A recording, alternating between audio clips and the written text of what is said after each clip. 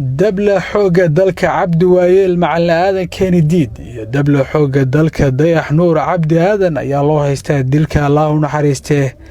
zakariya iyo sawda maxamuud xuseen oo wada dhashay dilkaasi oo ka dhacay isgoyska dabka fiidnimadii khamiista 2 bishan. haddaba aan idinla wadaaga ka hor weydiimaha iyo jawaabaha maragyada ee xafiiska xeer ilaalinta ciidamada qalabka sida hor keeneen garsoorayaasha muuqaal ay duubtay kaamirada qarsoon ee ciidamada amniga CCTV. allah u naxariistay zakariya ayaa telefoonkiisa gaarka ku duubaya muuqaalka qof jidbaysan oo taageeranimada biyo dhigatay Snapchat.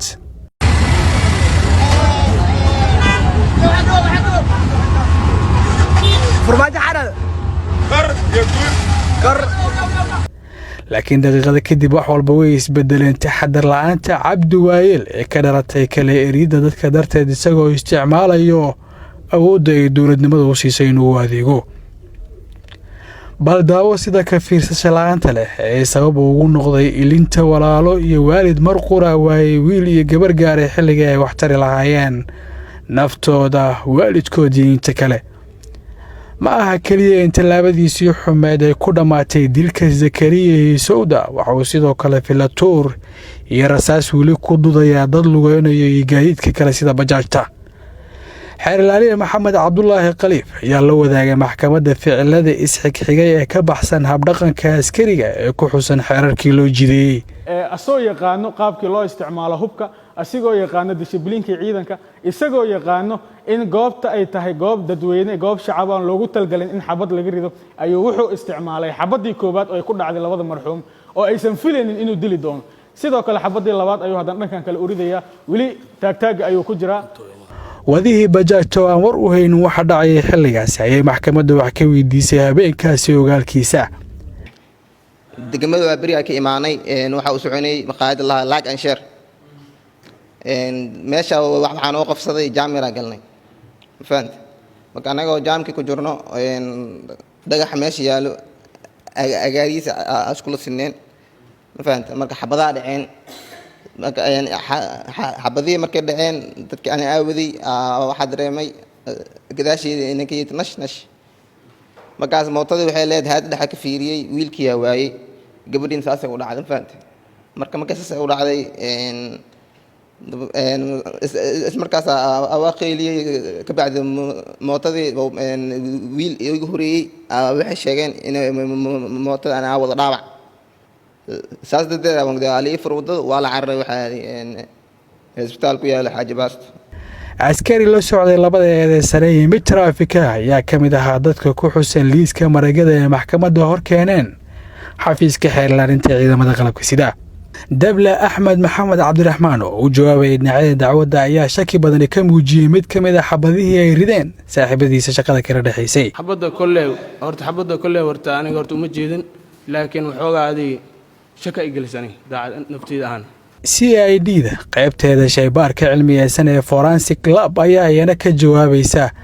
haddii ay ka dhaceen xabado qoryaha eedeysanayaasha ay leeyihiin iyo sumadda akhrinta soo ekaanshiyaha qoriga iyo fooqyadii la helay. leebka iyo bahalkaas soo tuuraya ejectorka la yiraahdo iyo extractor bahal la yiraahdo iyo calaamad kale oo kan la yiraahdo bolt face-ka waxyaabahaas oo dhan calaamadahay ku sameynayaan. calaamadahaas marka yacni uu qoriga ku sameeyey iyo calaamadihii kuwii crime scene-ka laga keenay calaamadaha ku yaala waa la isu fiirinayaa, isbarbardhigaa lagu sameynayaa. haddii marka sidaasa marka waxaan ku helaynaa caddaynta oo buuxda in maaragtay xabaduhu qorigan ka dhaceen. gaashaan muumin xuseen cabdulaahi xeer ilaaliye ku-xigeenka ciidamada qalabka sida ayaa weydiistay maxkamadda in loo ciqaabo cabdi waayeel macalin aadan keeni diid dilkuu geystay halka dayax nuur cabdi aadanna lagu xukumo ciqaab u dhiganta anshaxa wadamarista iyo nabadgelyada guud ee uu qalqalgeliyey. waxaan maxkamadda hor keenay caddaymo buuxa oo dhammaystiran oo caddaynaya qodobka 434 kuwaasoo sugaya dhammaan in uu mas-uul ka yahay dilka labada marxuum si bareerana u dilay una isticmaalay xabad isagoo maraya malaayiin shacab dhexdooda oo xabadda isticmaalay. waxaan codsanaynaa maxkamaddu in ay eedeysane cabdi waayeel ku xukunto yacni ciqaabta uu mudan yahay oo ah dil si ay ugu tusaale qaataan askarta kale ee mataqaanaa suuragal ay tahay inay shacabka dhexdiisa ku isticmaalaan xabad halka eedaysanaha labaadna aan codsanayno eedaan u soo jeedinay mataqaanaa xeerka nabadgelyada guud inay maxkamadda ku ciqaabtaan codsanayna isagana abukaata warsame ayaa isagana u arka muwakkiliinta uu difaacayo inay gudanayeen waajibaad qaran oo ahaa kala fududeynta isu socodka dadweynaha balse abukaata ismaaciil xalana waxa uu qabaabay in gebi ahaanba xorriyaddooda la siiya labada eedaysane marka taas waxaa caddaynaysaa qodobka hadda lagu eeday oo heerlaalinta ku soo gebgebaysay in aan qabanaynin sababtoo ah dadweynaha ayaa shaqo u hayeen shaqadii mishaar ku qaadanayeen mid kale dheeri ka ah ayaa waxaa u gudanayeen si ihsaan ah oo tabaruc ah culayska caddaynta ee xaqiiqda gaarka ah wuxuu saaran yahay dhinaca doonayo in jiritaanka dembiga laga rumaysto maxkamadda inay ka rumaysato xafiiskuu saaran yahay jiritaanka dembiga in la rumaysto see lagu rumaysanaa si clear ah oo bannaanka yaal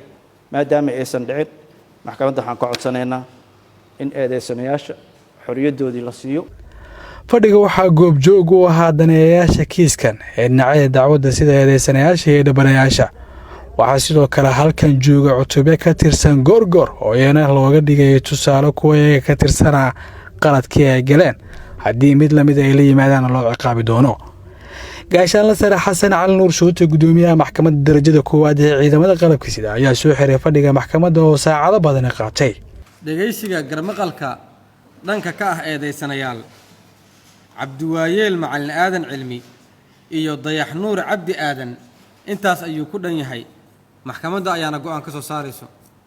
fadhigu waa noo xiran yahay cabdiqaadir ciise warbaahinta qaranka muqdisho.